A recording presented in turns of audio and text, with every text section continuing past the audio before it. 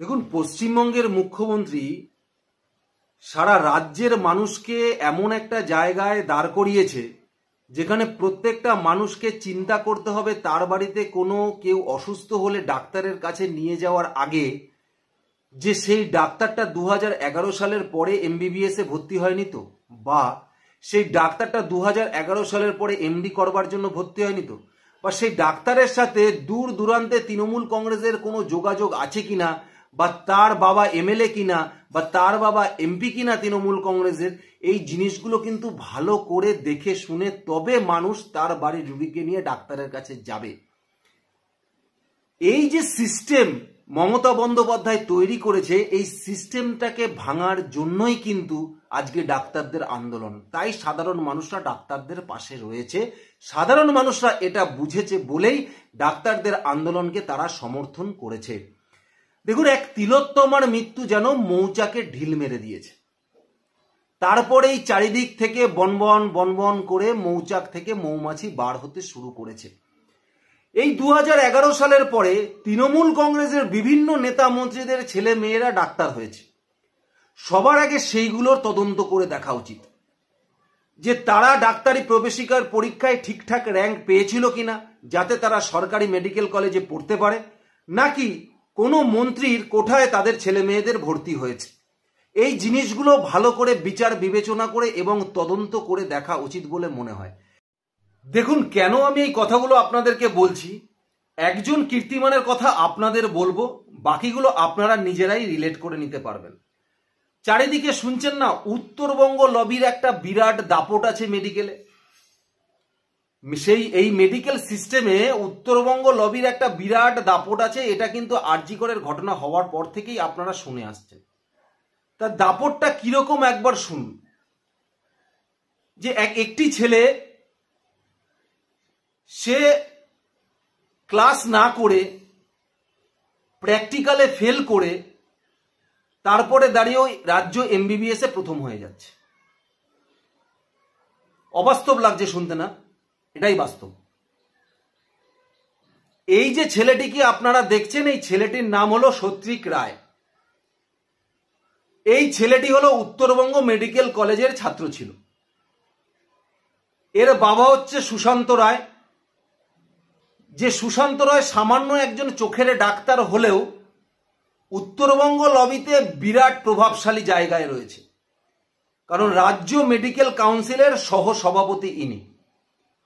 তা বাবার প্রভাব খাটিয়ে ছেলে কি কি করেছে এবং এই ছেলের প্রভাবে ছেলের পিছনে বাবার কতটা সাপোর্ট আছে, এটা আপনারা নিজেরাই বুঝতে পারবেন এই প্রতিবেদনটা শোনার পরে।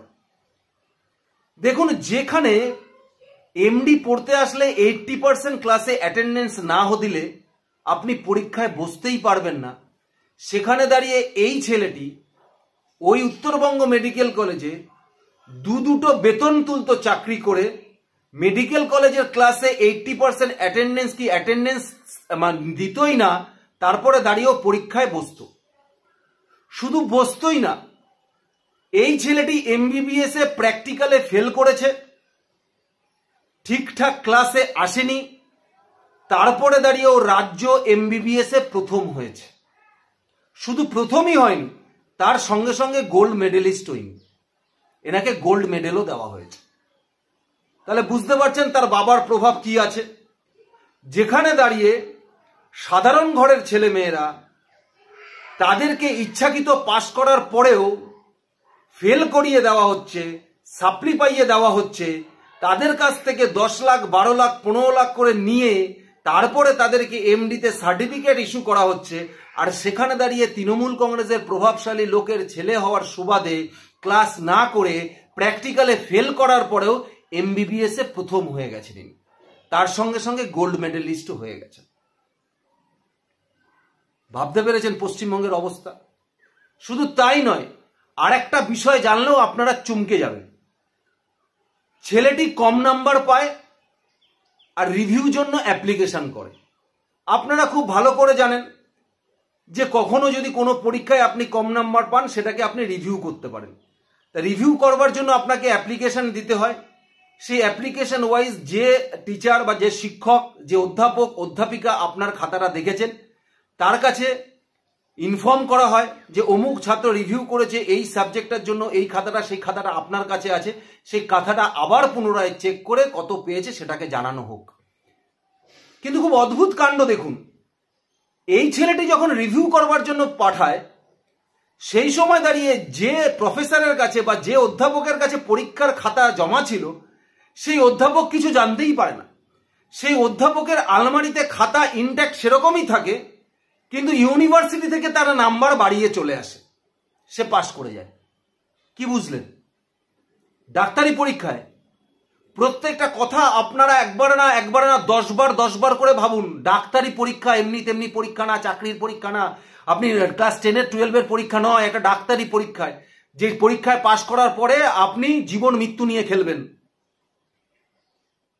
একটা মানুষ যখন আপনার কাছে পেশেন্ট নিয়ে যাবে, রুগী নিয়ে যাবে, সে আশায় ভরসায় নিয়ে যাবে যে আপনি তাকে বাঁচিয়ে তুলবেন। সে জানতেও পারবে না যে আপনি এমনভাবে ডাক্তারি পাশ করেছেন, আপনার বাবার প্রভাব খাটিয়ে সাদা খাতা জমা দিয়ে খাতা রিভিউ করে সেই রিভিউর নামে ইউনিভার্সিটি থেকে আপনার পাওয়ার খাটিয়ে, আপনার শক্তি খাটিয়ে আপনি নাম্বার বাড়িয়ে পাশ করে এসেছেন।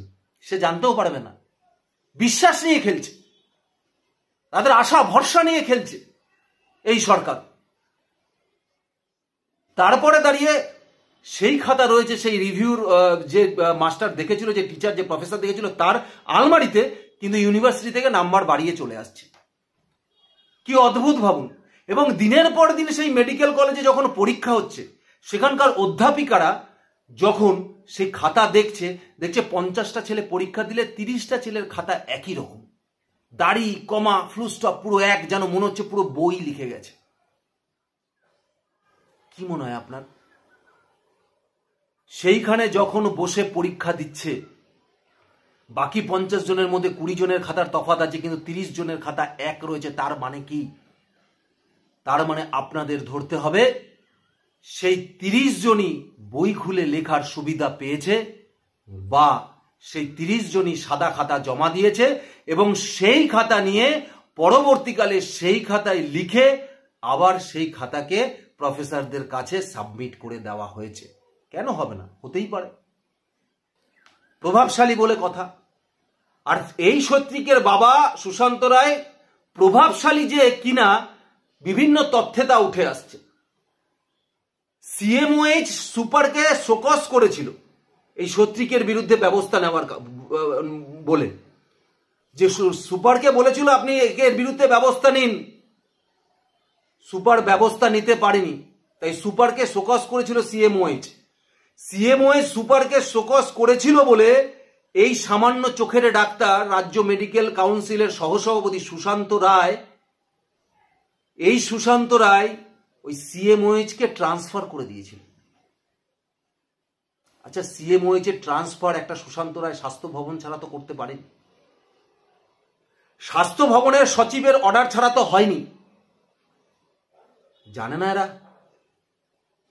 এরা সব জানে। আর এই সব প্রশ্নের সম্মুখীন হতে হবে বলেই, মমতা বন্দ্যোপাধ্যায় ছাত্রছাত্রীদের সাথে লাইভে মিটিং করতে পারেনি। এই সব প্রশ্নগুলো উঠবে বলেই, মমতা বন্দ্যোপাধ্যায় উত্তর দিতে পারবে না বলেই লাইভে তাদের সাথে মিটিং করার সাহস পায়নি। আর এই সিস্টেমটা পরিবর্তন করবার জন্যই এই জুনিয়র ডাক্তারদের আন্দোলন।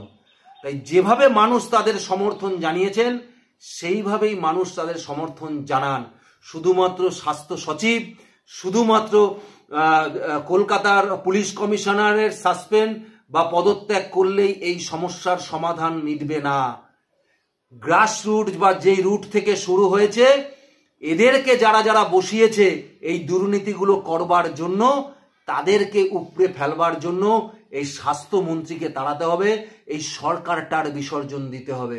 তাই শুধুমাত্র এই স্বাস্থ্য সচিব, সিপি এদের পদত্যাগ নয়, তার সঙ্গে সঙ্গে মমতা বন্দ্যোপাধ্যায়ের পদত্যাগ এবং তার সঙ্গে সঙ্গে পশ্চিমবঙ্গে আগামী দিনে নতুন সূর্যোদয়ের দিশা দেখাতে আপনারা সবাই এগিয়ে চলুন। পশ্চিমবঙ্গের সাধারণ মানুষ প্রত্যেকে আপনাদের সাথে আছে।